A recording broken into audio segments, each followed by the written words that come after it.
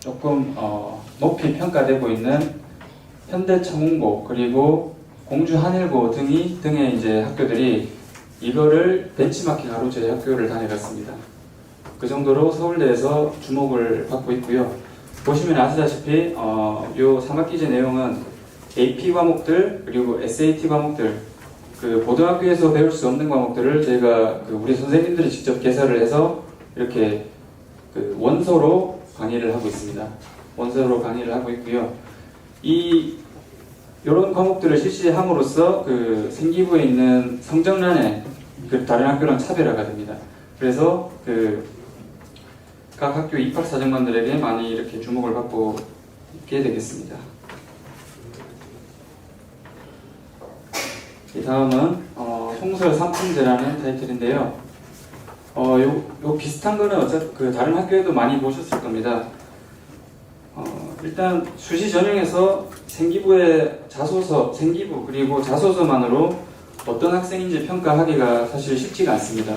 그래서 공부 외의 것을 수치화시켜서 인증을 받게 하고 해당 활동들은 생기부에 고스란히 작성되도록 이렇게 일련의 프로그램들이 이렇게 운영이 되고 있습니다. 이 중에서 이 모든 프로그램들은 우리 학생들 100% 선택에 의해서 진행이 됩니다. 예를 하나 들자면은 여기 지금 1000km인데 이거 1000km 하면 죽습니다. 학생들 1000m인데 저희가 오타가 더 났네요 보니까 1000m 고산 등반 같은 경우에 이제 저희가 요거를 실시하면서 희망자를 받아봤어요. 희망자를 받았는데 800명 중에 관광버스 한 대밖에 신청이 안 됐습니다. 초기에는. 그런데 이번 6월 6일 날 저희가 또 고산 등반을 실시를 했는데요. 그때 같은 경우는 총 11대가 갔습니다. 그러니까 학생의 반 정도가 3학년 제외하고 반 이상이 간 거죠. 그만큼 요거를 송설 삼품제를 따려고 많은 학생들이 이렇게 달라들고 있습니다. 넘어가겠습니다.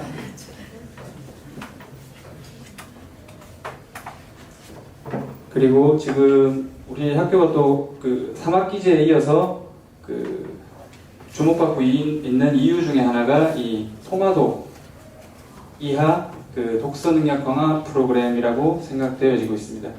토마독 네이버 검색창에 토마독이라고 치시면은 저희 학교 관련 기사들이랑 관련 블로그 글들이 많이 있을 겁니다. 토마독은 말 그대로 토요 마라톤 독서인데요. 그게 토요일 오후 13시부터 20시까지 총 9시간에 걸쳐서 이제 학생들이 몰입 독서하는 프로그램입니다. 이게 독서만 하는데 무슨 크게 학생들한테 도움이 되느냐 이렇게 말씀하실 수가 있는데 학생들 본인들은 요새 휴대폰도 있고 다양한 미디어도 있고 이래서 장시간 앉아서 공부라든지 독서를 할 수 있는 시간적인 여유가 없을 겁니다. 그래서 이 프로그램을 통해서 학생들은 9시간 동안 독서를 할 수 있게 되고 이것 때문에 성취감을 많이 얻는답니다. 그래서 좋은 반응을 얻고 있고요. 한 회에 60명 내지 70명 밖에 저희가 소화를 못하고 있는데 최대한 더 수용을 하려고 노력해도 이게 학생들 산만해지고 이래서 지금 제한을 하고 있지만 좀 신청자들이 너무 많아서 어떻게 보면 소화가 불가능한 상태입니다. 그만큼 신청자 수가 수요자가 되게 많습니다.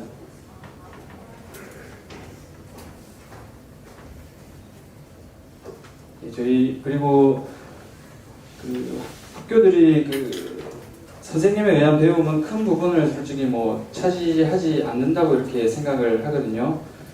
시간 또한 제한적이기도 하고요. 당연히 배움에 의해서 한 20% 정도는 30% 이상은 채워지겠지만 그 이상은 채워지기가 힘듭니다. 학생들이 고득점으로 가기 위해서는 자기 주도학습이 키포인트가 될 것입니다. 학교는 학생들이 자기 주도학습을 펼칠 수 있도록 저희 이렇게 제도를 많이 마련을 했습니다. 여기 학습 플래너 같은 경우는 우리 학교에서 직접 제작을 해서 학생들한테 연 단위로 이렇게 배부를 하고 있고요. 학습 플래너의 내용은 일 단위 그리고 주 단위, 월 단위, 연 단위까지 이렇게 학습 계획을 쭉 세웁니다. 그래서 그거에 대해서 학생들은 일별로 체크리스트도 작성을 하고 이걸 했는지 못했는지도 체크를 하면서 학습 플래너를 작성을 하게 됩니다. 그러면 우리 담임 선생님들께서 일주일에 한 번씩 이렇게 검토를 해주시고요. 그리고 학습 로드맵은 선생님 개인적인 성향에 따라서 그 뭐 참고서라든지 문제집이 달라질 수 있는 것을 저희가 제한시키려고 이 학습 로드맵을 만들었습니다. 그러니까 뭐 1학년 몇 학기에 이 시기에는 그 참고서 이걸 쓰고 그 문제집을 이걸 쓰고 이렇게 다 로드맵이 작성이 되어 있습니다.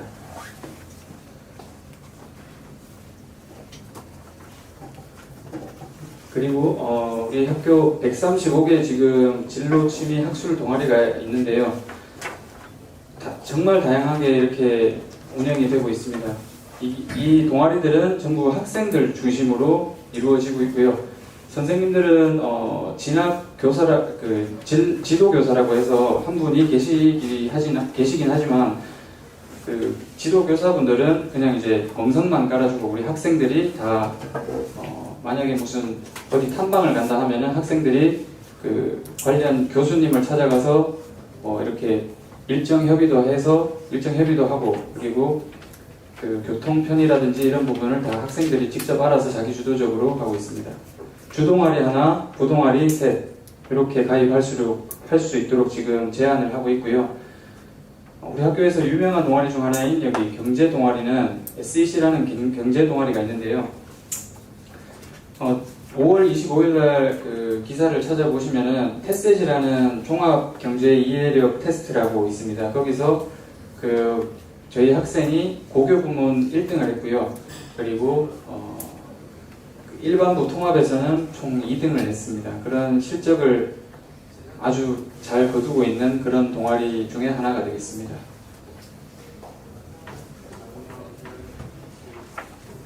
동아리 활동들에는 이런 아까 말씀드린 대로 다양한 활동들이 있고요.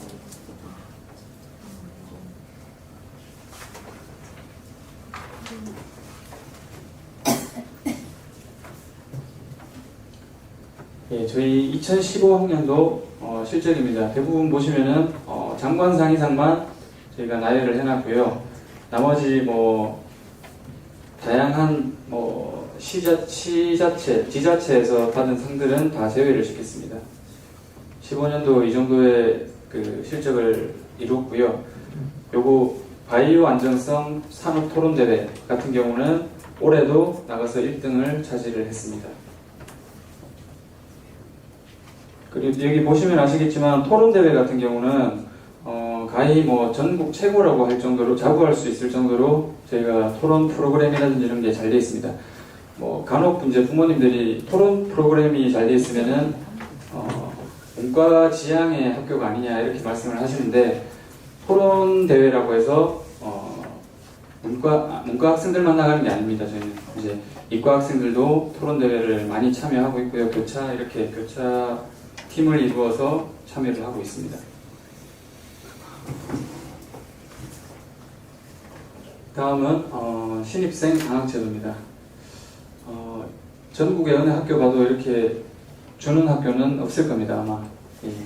저희 학교 같은 경우는 통설장학회라고 해서 1, 2, 3등에게 1,000만 원을 줍니다. 1, 2, 3등은 어떻게 이게 순위가 매겨지냐면은 입학 성적과 그리고 배치고사 성적. 중요한 거는 배치고사 성적이라고 생각하시면 되겠고요. 배치고사를 잘 본 학생들은 여기 1, 2, 3등에게 1,000만 원, 그리고 또 6등까지 700만 원, 500만 원, 300만 원 이렇게 지급이 되고 있습니다. 학교가 공부를 잘하면은 거의 공짜로 다닐 수 있는 그런 시스템입니다. 작년에 160명이 수혜를 입었고요. 2016학년도 중학생 캠프를 저희가 여기 계시는 참석을 하신 분들이 계신지 모르겠는데 캠프에서 1등한 학생들에게는 이렇게 약정을 하게 됩니다. 약정을 하게 되어서 그 입학 시에 저희가 지급을 하고 있고요. 그리고 가장 중요한 저희 학교 연간 부담금. 요거 같은 경우는 저희가 지금 여기 이렇게 1,200 정도라고 명시를 해놨는데요. 여기에 기숙사비 그리고 식비 방과 후 활동비 등등 모든 비용을 포함해서 저희가 이렇게 명시를 했습니다. 약간씩 조금 학생마다 뭐 선택 과목에 의해서 조금씩 틀려질 수는 있겠지만 한 평균적으로 이 정도 든다고 보시면 될 것 같습니다.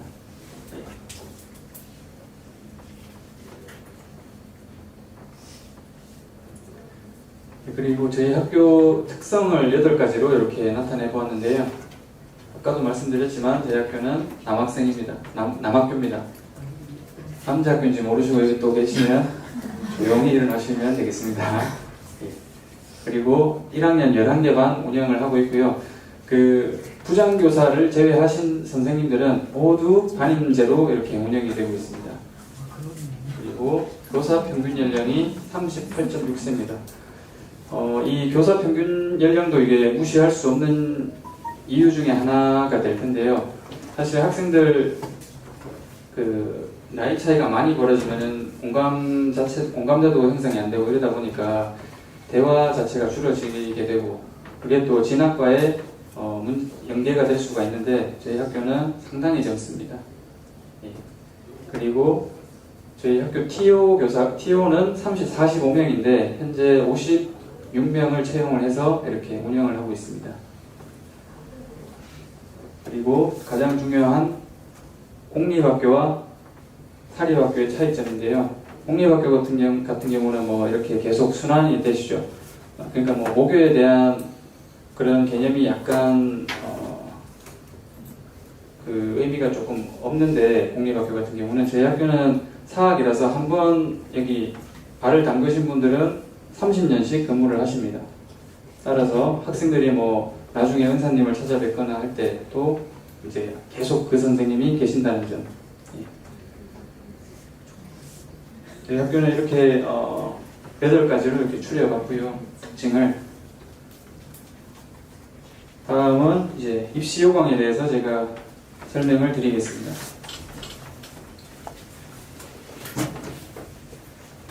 아까 11개 반으로 운영을 한다고 말씀드렸는데 요거는 이제 그 모집할 때의 8학급 모집할 때 이렇게 모집할 때 이제 8학급으로 뽑는다는 얘기고요.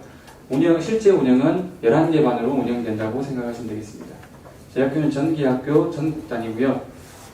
학급당 32명 뽑을 예정입니다. 일반 전형에 202명, 여기 서울 지역이기 때문에 제가 여기 전국 단위 한해서만 제가 설명을 드리겠습니다. 전국 단위에는 총 102명을 뽑을 예정입니다.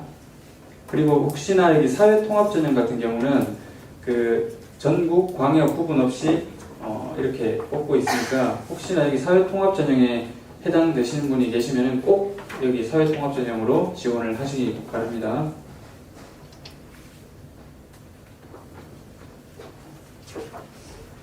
저희 일반 전형 중에 일반 전형은 이제 이렇게 전국 단위, 광역 단위로 나뉘어지게 되는데요. 가장 중요한 게 이제 일반 면접 그리고 신칭 면접. 이 의미가 뭐냐면은 일반 면접은 학생들 내신 성적이 좋으면은 우선 선발하는 그런 제도입니다. 자사고에는 지금 저희밖에 이런 제도를 운영을 안 하고 있습니다. 저희밖에 없습니다. 그러니까 학생이 내신 점수가 좋으면은 우선 선발하겠다 이런 제도로 보시면 되겠어요. 예. 작년에 저희가 나중에 뒤에 보시면 아시겠지만 작년에 올해일 경우 그 240점 만점이거든요. 저희 학교가 240점 만점에 일반 면접 우선 선발 대상인 학생들이 239.2점 맞은 학생들이 일반 면접 대상자가 됐었습니다. 다만 이제 올해는 또 어떻게 바뀔지는 모르겠습니다. 예, 그리고 신청 면접 대상자 같은 경우는 234점 정도가 4점대로 끊겼습니다. 참고해 주시기 바라겠습니다. 그 신청 면접에 가서는 그 153명이 이제 그 면접을 봐서 3대1의 경쟁률을 뚫어야지만 그 최종 선발 102명 안에 들어간다고 생각하시면 되겠습니다.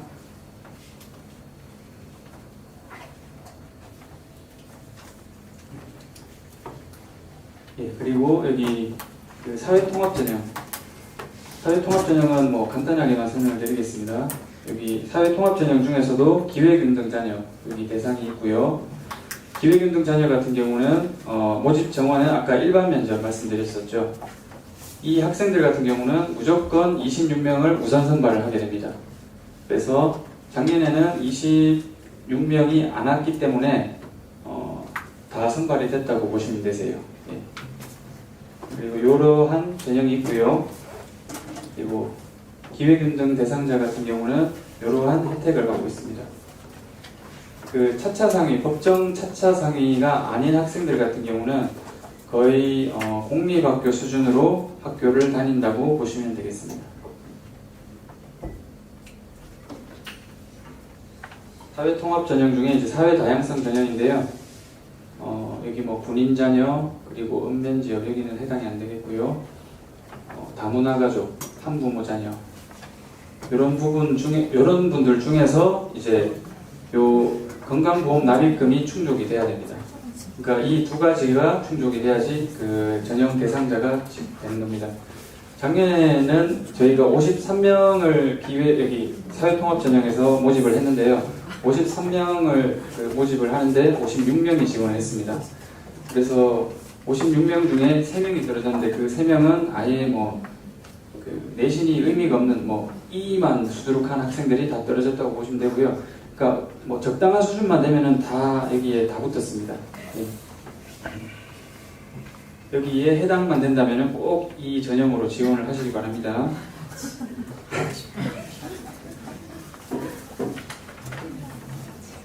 그리고 정원외는 넘어가도록 하겠습니다.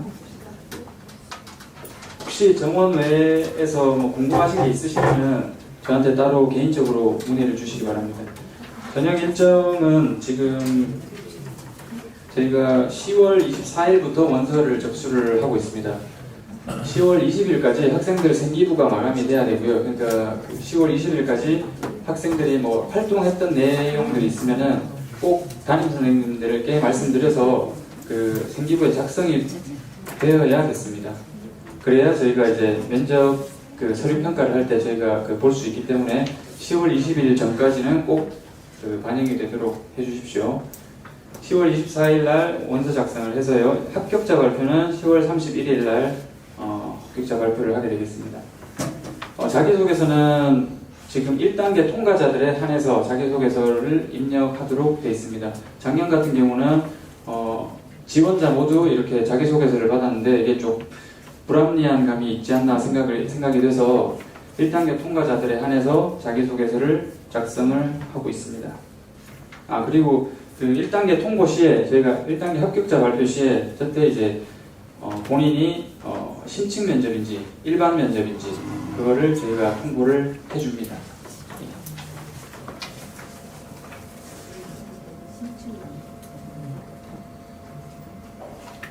다음은 저희 학교 산출 기준입니다. 아까 말씀드렸다시피 올 A일 경우 240점입니다. 올 A일 경우 240점인데 작년이랑은 약간 반영 비율이 조금 달라졌습니다. 작년에 여기 3학년 1학기를 50%로 배점을 했었는데 50%로 하다 보니까 이게 영어 수학에서 B가 하나 나온다 하면은 아예 지원조차 할 수 없는 그런 상황이 되다 보니까 저희가 이렇게 50%를 다른 학기로 이렇게 분산을 시켜놨습니다. 참고를 해주시면 되겠고 저희 학교 홈페이지 오시면은 엑셀 프로그램 있는데 그걸 한번 돌려보시고 나중에 상담하실 때 상담해 주시면 되겠습니다. 사회교과 같은 경우는 한 학기에 사회도 있고 도덕도 있고 이런 경우가 있는데 요 순서대로 이렇게 성적을 반영하시면 되겠습니다. 역사, 사회, 도덕 순입니다. 역사를 가장 우선순위로 반영을 합니다.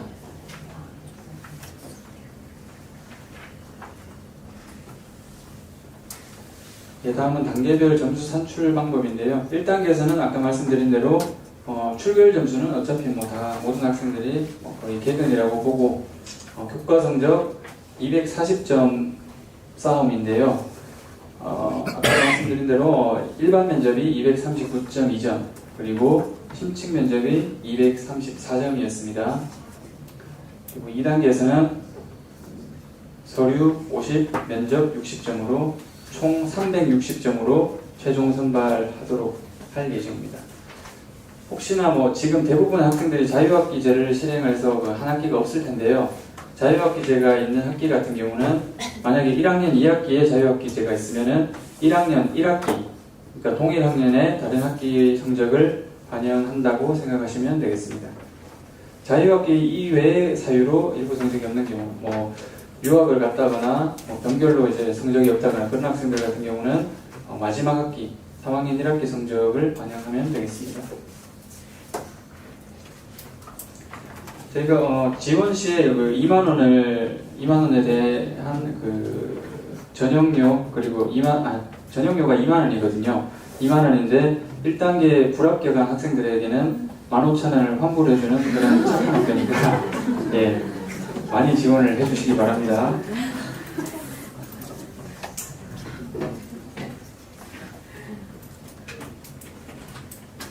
동점자 처리 같은 경우는 저희 지금 중학교 대부분 내신 성적들이 좀 상향 평준화돼 있어서 요 동점자 처리 기준을 올해 좀 강화시켰습니다.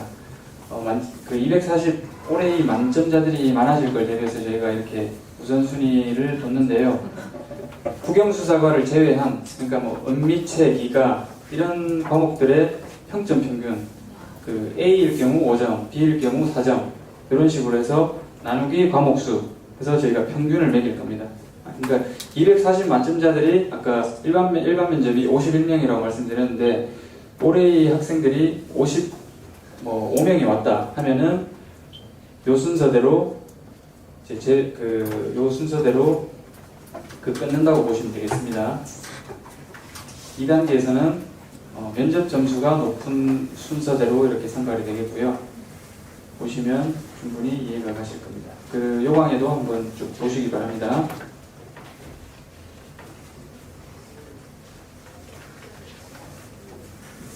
서류평가에 있어서 이제 비교과 활동, 학교생활기록부를 저희가 이렇게 5개를 묶어서 4점씩 배점을 했습니다. 자율활동, 진로활동, 독서활동. 이 중에서 면접 관련해서 질문이 좀 많이 나가는 부분이 여기 아무래도 독서활동 부분이라고 생각하시면 되겠습니다. 저희가 교과 관련 질문을 할 수 없게 돼 있기 때문에 학생들의 또 지적 능력은 파악을 해야 됩니다. 지적 능력을 파악하기 위해서는 뭐 다른 데서는 뭐 질문을 할 거리가 없기 때문에 여기서 좀 많이 나온다고 생각하시면 될 것 같아요.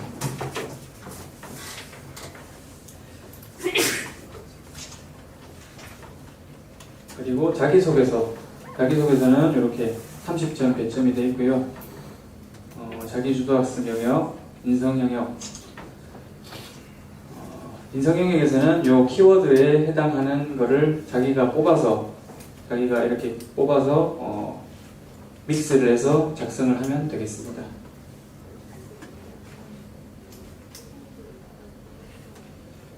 예, 면접평가 100점이고요. 사실 아까 그 심층 면접에 가게 되면은 가장 중요한 게 서류도 중요하겠지만 가장 중요한 것은 면접입니다. 면접에서 그 학생들이 당락이 좌우된다고 보셔도 될 정도로 면접이 가장 중요합니다. 그렇기 때문에 학생들 제가 뭐 팁을 하나 주자면은 우리 학교 선생님들 성향상 공부만 잘하고 소극적인 학생들은 크게 이렇게 좋아하지 않는 경향이 있습니다. 그래서 면접을 가서 이렇게 뭐 자기 말투라든지 뭐 몸짓이라든지 그리고 좀 얘기를 할 때도 좀 적극적인 이런 의지가 있는 상태에서 이렇게 말을 하는 게 중요하고요. 좀 이렇게 활동적인 거를 좀 어필을 하면은 좀 도움이 될 듯 합니다. 벌써 끝났네요. 그리고 지금까지 저희가 학교에 대해서 좀 여러 가지 이것저것 여러 가지는 아니지만 일부 이렇게 주요한 것만 제가 뽑아서 이렇게 말씀을 드렸는데 부디 우리 김천고등학교에 대해서 좀 좋은 인상을 좀 가져갔으면 좋겠고요. 제 학교 모토가 그겁니다. 학생 학부모님이 만족하는 학교가 되자. 그렇기 때문에 저희가 이렇게 이렇게 입소문이 난 것도 뭐 진학 실적에서도 있겠지만 진학 실적보다는 우리 학생 그리고 학부모님들이 그 주위에 있는 사람들에게 이렇게 추천해주고 우리 학교 가봐라 해서 이렇게 좋은 입소문이 나지 않았나 이렇게 생각이 됩니다. 앞으로도 저희 김천고등학교 많이 좀 이렇게 주목을 해주시고요. 혹시나 질문 있으시면은 저한테 좀 질문을 해주시기 바랍니다. 혹시 만약에 곤란하신 예 말씀하시죠. 예. 졸업생이 몇 회 나왔어요? 지금 85회입니다. 85회 85회 맞나요? 1931년 개교. 31년 개교했습니다. 예. 이렇게 자사고 된 지는 7년 차입니다. 예. 지금 저희 1학년들 수준을 말씀드리자면 지금 뭐 저희 대학교 실적을 여기 보셨겠지만 대학교 실적 중에 그러니까 지금 여기 실적 낸 학생들이 입학할 당시에는 저희 20% 그러니까 중학교에 20% 되는 학생들이 들어와서 이 실적을 낸 거예요. 그러니까 자기 실력이 정시로 치면은 자기 실력이 그렇게 안 되지만 지금 저희가 수시로 이렇게 다 보낸 겁니다. 여기 서울대 뭐 주요 대학만 제가 말씀드리자면은 서울대 11명 중에 9명이 수시를 합격을 했고요. 그 전부 다 재학생이고요. 연대가 13명인가 그럴 건데 15명이죠. 그 중에 한 명 빼고 또 다 재학생들이 그 수시로 합격을 했습니다.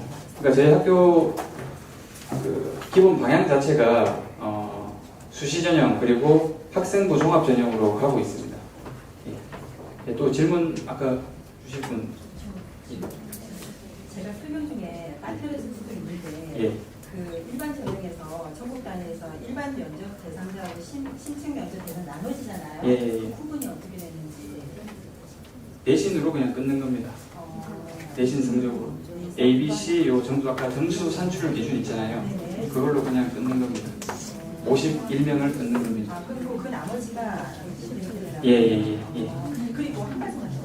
그 아까 이제 자기 주도적 학습 설명하실 때 예를 들면 입학해서 과학이나 수학 같은 경우에 요즘 아이들 선행을 굉장히 많이 하니까 예를 들어서 수준별 아마 수업이 있을 것 같고 과학이나 수학 같은 경우에 선행이 많이 되어야 그 기숙사 학교니까 들어가서 아이들 스스로 공부해서 따라다니는데 무슨 경우가 아닌데 뭐 일단 수학 같은 선행의 의미가 뭐 거의 수학 수준이 되어 있다고 생각이 되는데요. 저희 선생님들은 그냥 열심히 해와라라고 이렇게 말씀을 하시지만 제가 학생들 체감하는 학생들한테 물어봤습니다. 좀 이제 상위권에 있다고 생각하는 학생들한테 물어보니까 미적분 원까지는 해오면 좀 도움이 된다라고 얘기를 하더라고요.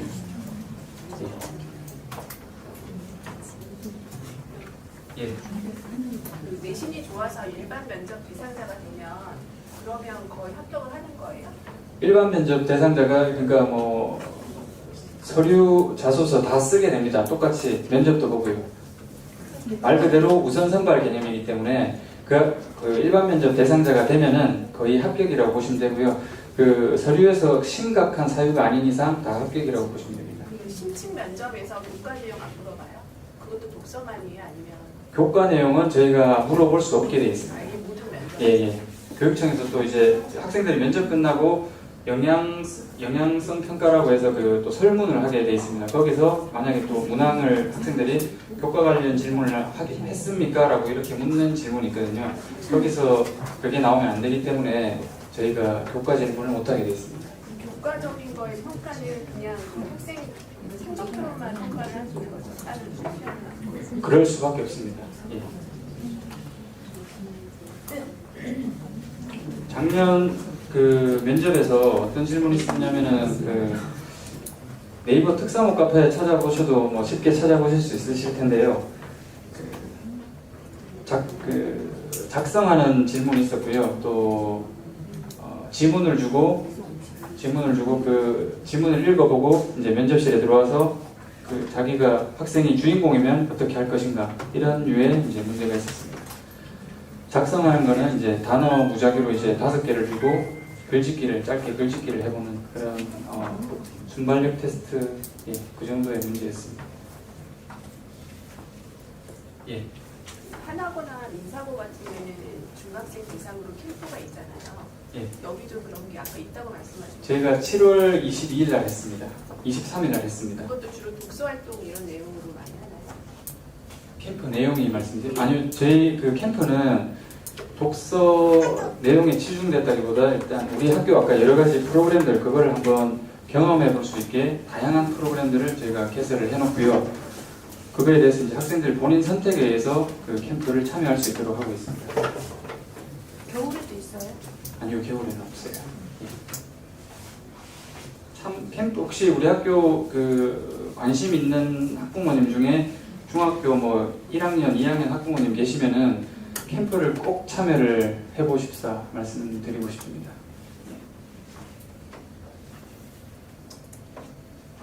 혹시 또 질문 있으신가요?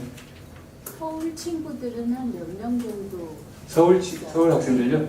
제 학교 앞에 그 팜플렛 한번 보시면은 예, 한 10명 정도 지금 재학 중이고요. 1학년만 10명 정도 재학 중이고요.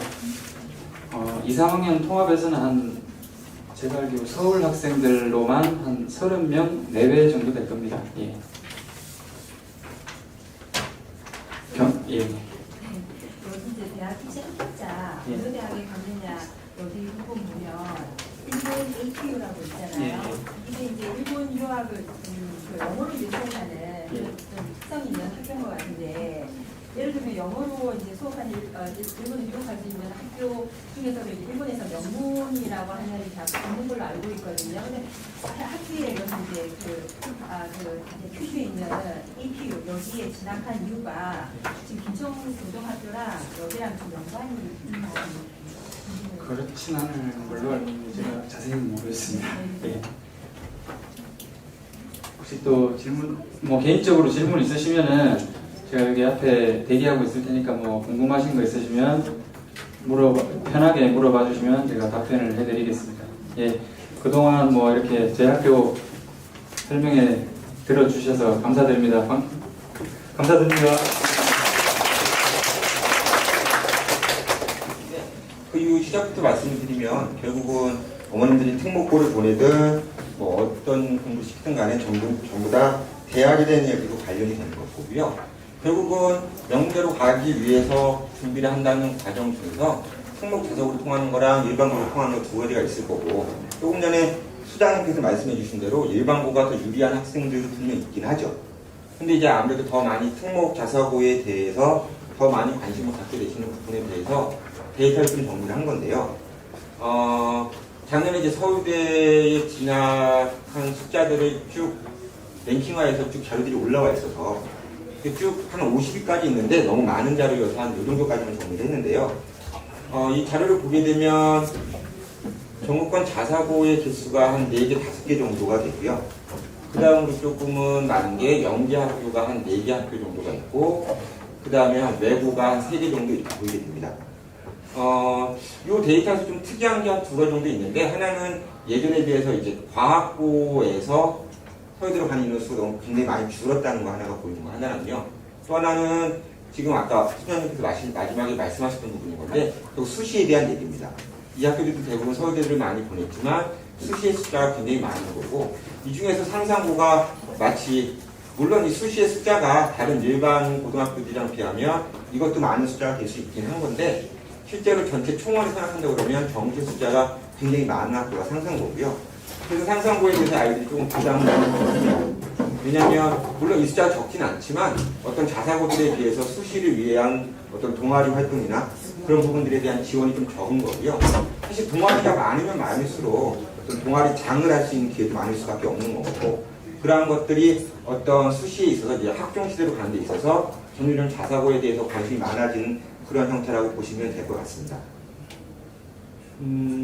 뭐 이거 역시도 실제 서울대에 대한 그 모집 인원에 대한 건데요. 어머님께서 이 부분들은 얼마든지 매스컴에서 많이 보셨기 때문에 실제로 전체 인원에 비해서 그 수시와 정시 인원의 숫자의 차이가 굉장히 큰 걸 아실 수 있을 거고요.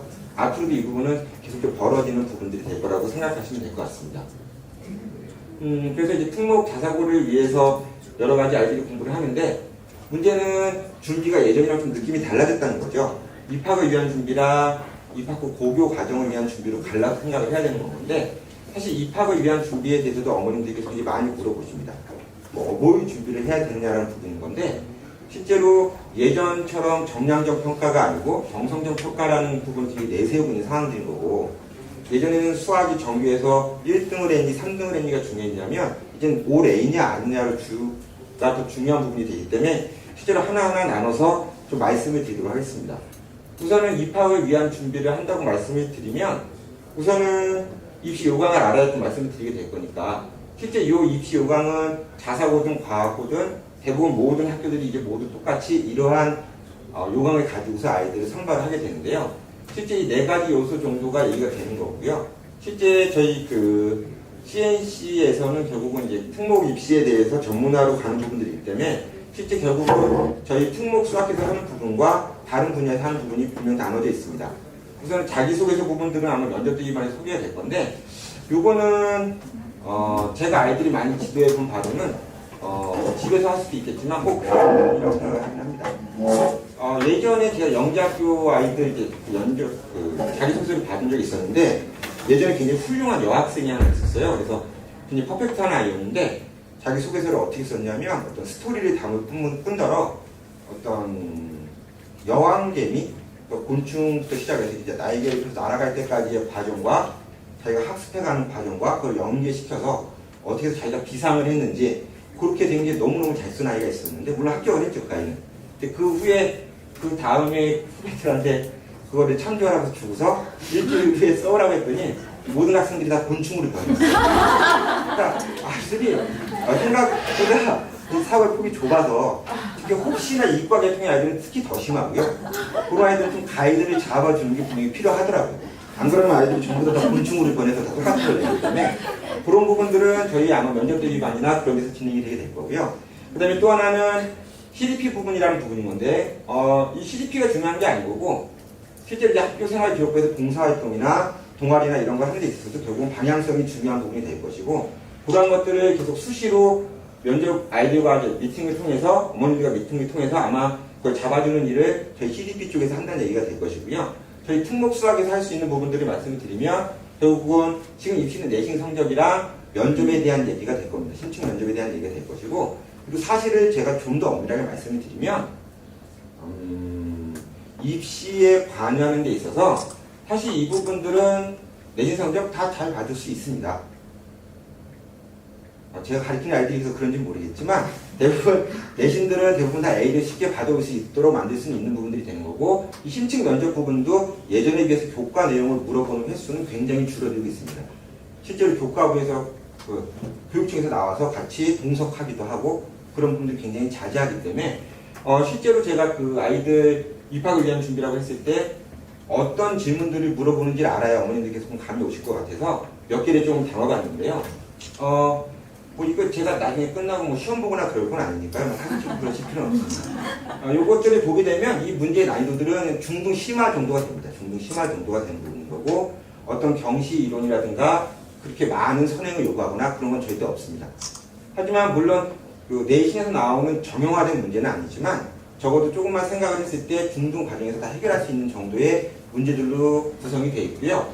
요거는 공통 질문입니다. 공통 질문인 거고 상상고에서 물어봤던 그러한 질문들이 될 거고요. 하나 더 보여드리면 이것도 역시 상상고에서만 물어봤습니다.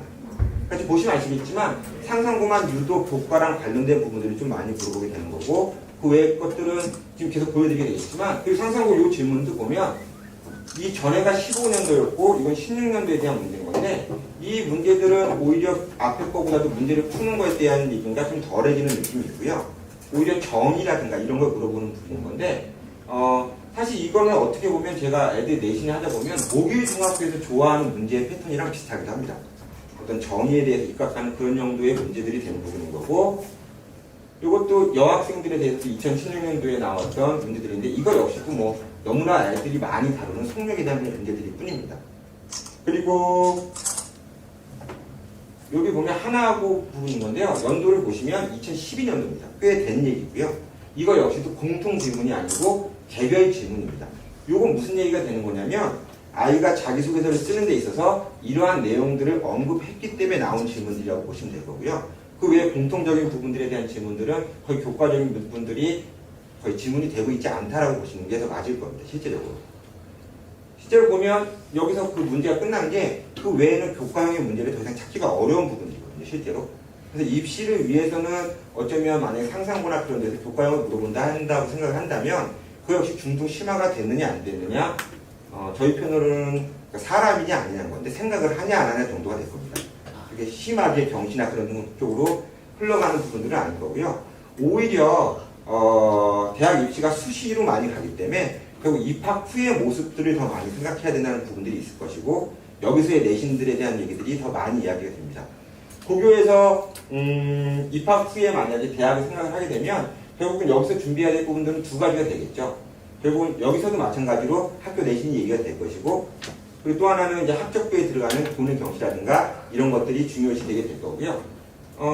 요것들에 대해서 우선 교과 과정을 한번 잠깐 말씀드리면 여기 모이신 어머님들의 자녀분들이 몇 학년인지 제가 잘 모르긴 하는데 사실 지금 현재 진행되고 있는 교육 과정입니다. 요거는 현 중3까지만 해당되는 교육 과정이 될 거고요. 현 중2부터는 문이과 통합이라고 해서 새로이 교과 과정이 바뀌어서 진행이 되게 됩니다. 여기서 지금 보면 또 바뀐 교과 과정도 보여드리긴 할 건데요. 지금 아이들이 굉장히 많은 양의 공부들을 하는 아이들도 있고 조금 하는 아이들도 있고 어머님들도 늘 고민을 하시죠. 어디까지 해야 되는 건지. 그리고 이제 딱 얘기를 듣고 나면 아 그럼 되겠다. 그러고 그다음에 옆집 어머님이랑 얘기하고 나면 아 아니야 우리도 기가 격터까지 해야 될 것 같아. 이런 걸로 생각이 바뀌긴 하는 건데요. 저는 사실은 요 부분들에 대해서는 그닥 아이들이 많이 하고 가는 게 과연 얼마나 이득이 있을까라는 생각을 좀 합니다. 뭐냐면 이 미적분 1과 미적분 2에 대한 개념은 똑같습니다. 완전 똑같은 부분인 건데 뭐 삼각함수라는 부분, 뭐 지수 로그 함수라는 부분에 대한 미적분이 되는 부분인 거고 근데 이쪽은 공식이 굉장히 많아요. 어머님들도 혹시 어렴풋이 기억이 나실지 모르겠는데 막 노래로 공식 외우고 그러는 과목 부분이 이쪽에 있는 파트가 되는 거고요. 그 부분들을 익혔다가 아이들이 아무리 자사고를 간다 할지라도 다시 미적분 2를 만나려면 1년 이상은 최소한 기다려야 된다는 얘기가 될 것이고요. 그럼 공식들의 암기를 그렇게 한 부분들에 대한 게 바탕이 되는 부분이 된다 그러면 그거보다는 오히려 좀 더 이론적인 부분들에 대한 이해가 확실하게 해서 올라가는 게 훨씬 낫다라고 생각을 하고 있습니다. 실제 내신 문제들도 잠깐 보여드리면 아까 마침 선생님이 강서고등학교 말씀을 하셔서 이 강서고등학교 같은 경우는 어머님들도 잘 알고 계실 건데 사실 강서고등학교의 문제의 난이도는 굉장히 놀랍긴 하죠. 실제 학원가에 있는 선생님들도 아이들이 기출문제를 갖고 와서 그걸 풀다 보면 막 화를 내기도 합니다. 뭐냐면 문제의 난이도도 난이도지만 조금은 선생님들 표현으로는 지저분하다는 느낌이 들어가는 문제들도 있습니다. 보통 10을 다루면 3차까지 다루는 게 보통의 얘기라면 강서는 굳이 4차에 대한 문제를 내게 되고요. 어떤 값을 넣었을 때 0이 되는지를 찾는 문제를 찾아야 되는 건데 2분의 루트 2를 넣어야 0이 되는 그거 값들을 아직 찾아볼 수는 없는 거거든요. 근데 어쨌든 이 강서고등학교는 대치 쪽에서 수업을 하다 온 선생님들도 대치보다는 좀 쉽겠지라는 접근을 하다가 강서고등학교 문제를 보시고서 좀 당황스러워 하시긴 합니다. 제가 강서 아이들 내신 대비를 실제로 해봤었는데 아이들끼리 하는 얘기들이 있어요. 실력이 중상위권 정도 되는 아이들은 시험 대비가 다가오면 1학년 초반에는 안 그러는데 학년이 올라가고 나면 공부를 안 합니다. 그게 뭐냐면 어느 정도의 실력에서부터는 공부를 하나 안 하나 점수가 똑같다고 그랬어요. 그 난이도가 아예 극상 위로 올라가지 않는 한 그냥 어느 정도의 범위 내에서는 점수가 똑같대요. 그래서 이건 준비가 좀 수학적 내공이 있는 아이들이 아닌 다음에는 그러니까 중상위권이라는 얘기는 고교 국가 과정에서 가르치고자 하는 내용은 다 습득했다는 얘기거든요. 근데 습득을 한다 할지라도 문제를 접했을 때 벽이 생긴다는 얘기가 될 것이고요. 그럼 결국 생각하는 능력들로 넘어간다는 얘기가 될 겁니다. 그래서 결국은 뭔가 생각하는 능력들이 없는 상태에서는 뭔가 문제가 되는 부분이 될 것이고요. 그러니까 아이들의 체감이 되겠죠. 그러니까 선생님들이 보기에도 짜증나는 문제가 있지만 대부분은 여기서 요것만 좀 더 생각하면 될 것을이라는 느낌의 문제들을 아이들은 막히게 됩니다. 이것도 사실은 일부는 굉장히 패턴화된 문제와 비슷하지만 그 풀이 과정에서 뭔가 생각을 해서 판단을 해야 되는 것들이 섞여 있는 형태로 문제가 진행이 되는 형태인 거고요. 실제로 뭐 이런 문제나 이거 역시도 그러니까 문제들이 요거는 의외로 좀 쉽게 나오긴 했어요. 요거는 센 시스템에 있는 문제에서 조금 틀어놓은 건데 요 정도가 사실 어머님들께서 그 아이들이 이미 선행을 많이 하니까 센 수학에 대한 느낌이 어떠신지 모르겠는데 센 수학 시스템은 사실 모든 과정의 이론을 처음 익히는데 그닥 도움이 되진 않습니다. 그러니까 그걸 순서대로 이렇게 하다 보면 시스템을 풀다 보면 그 단원에서 배워야 될 내용이 아닌 것들을 굉장히 많이 생각해야 되는 문제들이 깔려있기 때문에 그 단원의 내용을 잘 익히고 난 다음에야 사고력 확장에 도움이 되는 건데 그게 아니고 내용을 이제 헐떡헐떡 하면서 이제 나 이게 알았어 라고 했을 때 이걸 하게 되면 오히려 혼란이 올 수도 있을 만한 문제들이 좀 많이 섞여 있는 거고 그래서 강서에서는 이제 그 정도에서 좀 난이도를 높여서 조금 더 틀어서 낸 정도가 등장을 하고 있습니다. 그리고 미분에 대한 2학년 문제들도 마찬가지 부분이 되는 건데요. 그러니까 저희 특목수학에서 목표로 하는 게 그거죠, 사실은. 그러니까 결국은 그냥 내용들을 익혀서 가는 거면 아까도 말씀드린 대로 저희한테 내용만 잘 익혀서 고등학교 가서 내용도 또 복습하고 그러면 50점 맞습니다. 그래서 결국 뭔가 생각하는 힘을 길러서 가야 되는 부분들이 그냥 포커스가 될 것이고요. 결국은 아이들은 어쨌든 지금 교과 과정이 1학년 어머님들도 보시면 아시겠지만 지금 현재 진행되는 수원 수투라는 게 1학년 과정인데 그게 처음에 개편된 다음에 사람들이 말이 굉장히 많았어요. 이걸 1년 동안 가르친다고? 그게 막 예전 2학년에 배우던 내용들이 막 섞여있고 그런 것들인 건데 양이 어마어마하거든요. 그게 문제가 되는 거니까 실제 처음 배우면서 고교 과정을 따라가면서 심한 문제를 다룰 수 있다는 건 조금 특별하지 않으면 좀 어려운 부분들이 되는 거고 근데 그렇기 때문에 미리 준비한다는 게 깔려서 가는 거긴 한데 문제는 미리 준비하면서도 고등학교 1학년 때 처음에 하는 것처럼 바쁘게 하는 아이들이 있습니다. 근데 그건 계속 바쁘게 해봐야 그건 별 소용은 없거든요.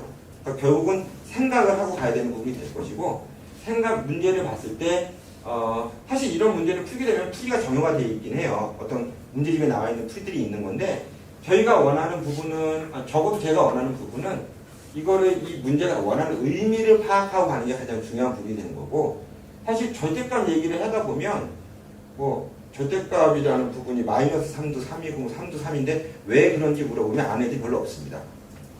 근데 이렇게 정의로 가면 생각보다는 다른 시각으로 볼 수 있는 부분들이 되는 건데 결국 다른 시각으로 볼 수 있느냐 없느냐의 부분이 큰 차이가 될 거라고 보시면 맞을 것 같습니다. 사실 이런 이론들이 언제든 뭐 책을 보든 인강을 보든 익힐 수 있는 부분들이 되는 거고요. 결국 어떤 시각으로 볼 수 있느냐 부분이 가장 중요하다고 생각하시면 될 것 같습니다. 제 수업에 어떤 신입생이 처음에 오면 아이도 어머니도 좀 당황하시는 경우들이 있어요. 특히 얌전한 아이들이 있는 그런 경우들인데 저는 수학 시간에 약간 입을 다물고 있으면 문제라고 생각을 하는 편이거든요. 그러니까 뭐냐면 왁자지껄 막 농아앞에처럼 떠들고 막 이렇게 뺑가리치고 그런 얘기가 아닌 거고 자기가 모르는 부분을 표현할 수 있어야 되는 거고 제가 지금 가르치는 학생 중에 2학년 학생 중에 모근중학교 여학생이 하나가 있는데 그 친구 되게 잘해요. 뭐 내신을 봐도 뭐 국영, 수과, 사 평균이 100 이렇게 나오는 친구인데 네.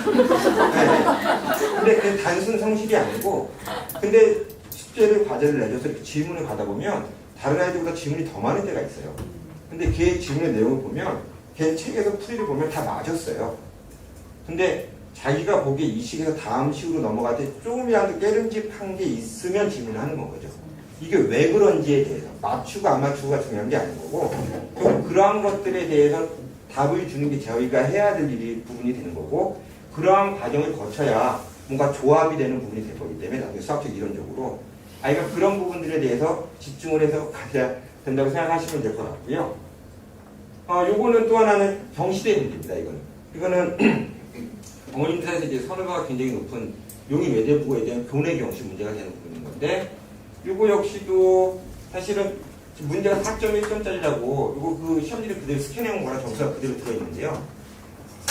3점대 문제들이 주로 돼 있다가 4점대 문제가 나름 객관식에서 좀 높은 점수의 배점의 문제인 건데 이거 역시도 굉장히 문제가 일부러 어머님들한테 보여드리려고 문제가 굉장히 복잡해 보이는 거예요. 제가 올려놨습니다. 굉장히 거창해 보이는데 차근차근 해석하면 그렇게 어려운 문제들은 아닙니다. 근데 아이들은 일단 거창하면 일단은 겁을 먹죠. 그리고 수학은 자신감이 꽤 많은 부분이 차지하는 부분이어서 그런 부분들 속에서 아이들이 추구하는 저희가 추구하는 바가 결국은 수학에 대해서 천천히 분석할 수 있느냐 없느냐 부분이 될 것이고요. 또 하나 말씀을 드리면 이거는 갑자기 7점대의 문제가 이제 주관식에서 갑자기 등장을 하는데 이 문제는 시간 싸움 부분이 조금 들어가게 되는 부분인데요. 뭐 이 문제를 푸는 건 별로 의미가 없고 제가 말씀드리는 건 뭐냐면 차근차근 하면 시간이 걸리면 풀 수 있습니다. 어느 정도 능력이 되면. 근데 결국은 사실 이거가 경시 이론이 깔려있는 문제이긴 합니다. 그래서 뭐 재배열 부등식이라는 교과 과정이 없는 부분들이 되는 건데 제가 주장하고 있는 바는 어떤 경시 이론들을 하나하나 KM으로 준비하는 걸 사실 저는 좀 반대하는 입장이긴 하거든요. 그래서 요것들에 이런 정도에 대한 이 경시 이론들은 어떤 특목 저쪽에 제가 수업하는 데 있어서 깔려서 가는 부분들로 정리가 될 부분들이 될 것이고요. 실제로 이게 지금 아이들이 만나게 1학년, 2학년들이 아이들이 만나게 될 교과 과정 될 겁니다. 여기에 가장 큰 특이한 점은 이 삼각함수, 지수함수, 로그함수라는 부분인 건데 이게 지금 중3까지 아이들만 해도 문과 아이들은 절대 만나지 않는 파트입니다.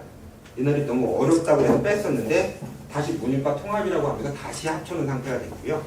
그래서 사실은 지금 저희가 여름방학에도 저희 중학교 2학년 아이들이 삼각함수 부분을 수업을 하게 됐는데 결국은 적어도 여기서도 그것도 마찬가지입니다. 여기서 수학 2까지 부분이 제가 아까 말씀드린 지금 수원수 2와 미적분 1까지의 개념이라고 보시면 될 것 같고요. 여기 미적분 2가 아까 삼각함수에 대한 극한 미분이라고 보시면 될 것 같습니다. 그래서 이거 역시도 뭐 제가 나중에 나가시는데 막 진로 선택에서 기하에는 어떤 단원이 있습니까? 이런 거 질문할 거 아니니까요. 그냥 편하게 보시면 됩니다. 그리고 이거 사진 찍을 근데 제가 아이들한테 얘기하는 사진 찍으신 다음에 집에 가서 분석 안 하시잖아요. 그냥 편하게 그냥 보시면 돼요. 그리고 사실은 이게 지금 막 조금은 말이 많은 게 이 진로 선택이랑 맞을 것 같습니다. 그리고 하나 더 있는 건 전문교과라고 하는 부분인데요. 이거 그대로 해서 칸이 적어서 맨 위에 부분만 이걸 바꿔놨는데요. 요것들이 전문교과라고 등장하는 부분인 거고 요거는 지금 교육 중에서 얘기하는 거는 일반고에서도 얼마든지 개설을 할 수가 있다. 그런 부분이 되는 건데 대부분 특목고나 자사고에서 개설이 되게 될 거고요. 그러니까 이게 결국은 수능 과목으로 들어가지 않을 과목이라는 거죠. 근데 결국 학종 시대에서 이수를 했냐 안 했냐 부분에 대한 얘기들이 되는 부분들이 됐고 이거다라고 추측할 수 있는 정도가 됩니다. 지금 실질적으로 정확하게 얘기가 되어 있지는 않지만 당연히 이게 수능에 들어갈 수는 없겠죠. 모든 학교에서 개설을 하지도 않는 과목들이기 때문에 그러니까 이 부분들이 제가 가장 핵심을 두고 아이들이 지도하는 부분인 건데 아까 말씀드린 대로 내용을 알고 모르고는 중요한 게 아니거든요. 그건 가르치면 얼마든지 할 수 있는 부분인 건데 생각하는 힘에 대한 얘기인 건데 안타깝게도 수학은 불공평한 과목입니다. 그래서 어떤 아이는 막 4시간을 하고 뭐 어떤 애는 1시간밖에 안 되는데 시험 보면 1시간 안에 가서 잘하기도 하고 근데 이게 아이들마다 어떤 생각하는 힘이 점핑하는 어떤 단계들을 보여주는 건데요. 제가 가장 우려하고 가장 정이 간다고 해야 되나? 좀 많이 신경 쓰는 아이들이 이런 아이들입니다. 그러니까 한다고 자기는 베스트를 다 하고 있는데 해도 뭔가 심한 문제가 나오면 안 되는 아이들인 거죠. 근데 이런 아이들이 이제 좌절을 할까봐 그 부분에 대한 신경을 쓰는 거고 아니면 혹시라도 열심히 안 하는 아이들은 절대 좌절하지 않습니다. 점수가 안 나오면 내가 열심히 안 해서 그렇지 그게 늘 깔려있는 상태이기 때문에 근데 베스트를 하는 아이들은 문제가 되는 부분이 되는 거고요. 아이들마다 실력이 뛰는 부분들이 다르게 됩니다. 그래서 이 중에서는 이 그림에는 없지만 처음부터 이렇게 가는 아이들도 있습니다. 굉장히 극소수의 아이들이 될 것이고 그런 아이들은 조금 다르긴 합니다.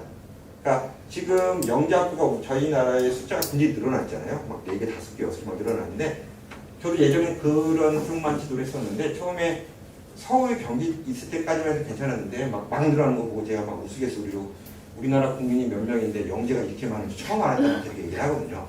근데 진짜 난 아이들이라는 아이들이 있습니다. 그 아이들 중에 몇 명은 몇 명이 아니에요. 제가 들어보니까 서울과학고에 갔던 아이들 중에 절반 이상이 똑같은 얘기를 했었는데 저도 그걸 경험 못해서 아이들한테만 들었는데 칠판이 사진처럼 기억이 된다는 아이들이 있어요.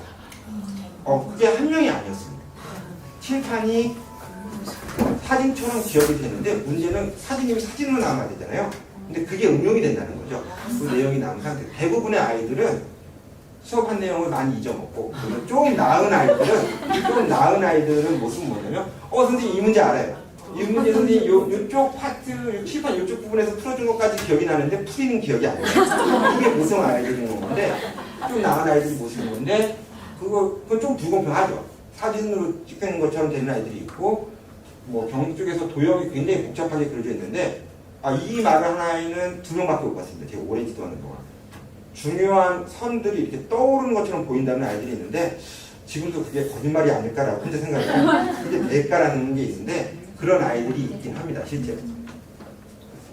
아까 그 곤충 친구다, 애미 친구도 그런 중에 하나의 친구였는데, 경시에 대한 부분이 되는 건데요. 저는 경시에 대해서 어떻게 생각을 하고 있냐면, 지금 봤을 때는, 가장 경시 부분에서 문제가 되는 건 특기화 전형의 폐지입니다. 사실 이게 과학고 아이들의 숫자가 준 거에 가장 결정적인 영향이기도 합니다, 실제로. 그리고 뭐 이런 경시 입력할 수가 없는 부분들이 되는 거고, 아까 말씀드린 대로 실제 입학을 하는 데 있어도 이런 것들을 묻는 것들이 실제 교육청에서 같이 나와서 분석을 하기도 하는 부분들이 있기 때문에 쉽게 이루어지지는 않고 있는 거고, 대입 역시 수시 위주가 되는 거고요. 아까 어떤 교내 경시나 그런 것들에 대한 경시 이론들은 실제 제 수업에서 필요한 경시 이론들은 깔고 가게 되는 부분들이기 때문에 굳이 KMO를 위해서 막 연습을 하고 그런 경시를 하거나 그런 부분들은 저는 모두 할 필요는 없다고 생각을 하거든요. 꼭 경시를 해도 될 만한 아이들이라고 생각한다면, 이거 썼는데 지금 보니까 이거 틀렸네요. 이거 틀린 얘기고요. 이과 적성이라고 무조건 할 필요는 없습니다. 제가 생각하는 부분은 이것도 아니고요. 이겁니다. 이거. 지금 배우고 있고 뭔가 내공을 쌓아가는 거에 있어서 차고 넘치는 아이들이 있거든요. 아까 부공평에서 아이들은 막 4시간 숙제했는데 집에 가기 전에 숙제를 다 해서 집에 가는 친구들이 있습니다. 쉬는 시간에 해서. 그런 아이들이 할 만한 부분들이라고 생각이 드는 거고요. 그럴 때 효과가 있는 겁니다. 사실. 그러니까 그 내공이 쌓여있지 않은데 경시를 하면 어떤 거랑 똑같냐면 제가 표현하기는 영어 단어 외우는 거랑 똑같습니다. 이런 문제는 이렇게 푸는구나. 그러고 지나가면 머리에 남지 않거든요. 이게 뭔가 얽혀서 이렇게 뭔가 수학적으로 뭔가 정리가 돼야 되는 건데 단편적이 되는 부분이 되기 때문에, 그래서 저희가 이런 제가 지금 중2 반에 어떤 학생이 있는데, 모기중학교 학생인데, 결국은 제 반에서 수업하다 제가 결국은 따로 봐주다가 지금 제가 내쫓은 아이가 있습니다. 그러니까 결국은 제가 1학년이었다가 그 위에 학년이랑 제가 같이 수업을 시켰었어요. 이렇게 점핑을 해서 이렇게 근데 다 튀는 아이들이 있거든요. 근데 그런 아이들에 대한 프로그램이 저희가 갖고 있긴 한데 굉장히 많은 학생들을 놓고 수업하거나 그러진 않습니다. 그러니까 이게 그 학생이 쫓겨가서 지금 하고 있는 수업에 대한 선생님이 돼야 되는 부분인 건데요. 제가 이 부분들에 대해서는 제가 생각하는 이 수업을 받는 아이들은 어려운 내용을 선생님께서 굉장히 잘 풀어서 이해하기 쉽게, 그거 저 되게 잘하는데 그거에 필요한 수업이 저는 아니라고 생각이 드는 거죠. 그런 것들은 이 정도 아이들은 책을 보면 제가 농담삼아 수학을 어렵게 만드는 사람들 중에 일부가 책을 만드는 사람들이거든요. 책을 만드는 사람들은 어쩔 수 없긴 해요. 수학적으로 풀어가야 되니까. 근데 그걸 보면서 이해하려고 하면 너무 어렵게 느껴지는 거고, 근데 그게 어떤 의미인지를 설명을 풀어서 해주는 게 제가 해야 할 몫인 건데, 정말 난아이들 같은 경우는 읽어보면 이해할 수 있습니다. 쉽게 이해할 수 있고, 근데 그런 아이들한테 필요한 건 걔네가 갖는 수학적 궁금증이나 아니면 그 극상으로 올라가는 부분에 대해서 어떤 막힘이 없는 답을 해줄 수 있는 선생님들이 가장 맞는다고 생각이 들고요. 그래서 이 선생님 같은 경우는 결국은 놀랍지 않습니까? 만점을 받으셨다고 합니다. 경시대에서 만점을 받았다는 건 쉬운 얘기는 아닌 부분들인 거고, 어떤 이분이 제가 솔직히 말씀드리면 제가 이분보다 강의는 더 잘합니다. 굉장히 알기 쉽게 아이들한테 설명을 잘해줄 수 있고 그런 부분들이 되는 거지만, 만약에 굉장히 극상의 문제들을 보게 되면 저 역시도 옛날에 경시 수업을 했지만 지금 보면 이걸 어떻게 풀었더라 라고 전 떠올리게 되는 부분이 사실 좀 있거든요. 근데 이분은 저보다 그런 부분에 있어서는 훨씬 낫지 않을까라는 부분들이 있는 거고, 그런 아이들한테 가장 베스트인 선생님이라고 생각을 하고 있는 부분이 되겠습니다. 그래서 결국 여기까지가 제가 준비한 부분이 되는 부분이고요. 사실은 제가 지금 오늘 어머니한테 말씀드리고 싶었던 가장 핵심은 워낙 말이 많거든요. 그 입시가 많이 바뀌고 흔들리다 보니까 뭐가 정답인지가 굉장히 헷갈리는 상황들이 되는 거고 거기서 방향성을 잡는 데 있어서 조금은 정리가 되셨으면 하는 게 제가 오늘 말씀드린 목표였고요. 조금 도움이 되셨으면 좋겠습니다. 하지만 집에 가서 같은 얘기를 듣고 나면 그래도 기하 직설까지는 해야 되겠다 생각이 들 수도 있겠지만 어쨌든 제가 꼭 주장하고 말씀드리고 싶은 부분들은 아직 내용을 쌓아서 가는 게 가장 중요하다고 좀 정리가 되셨으면 하는 게 오늘 제가 드리고 싶은 말씀입니다. 네, 감사합니다.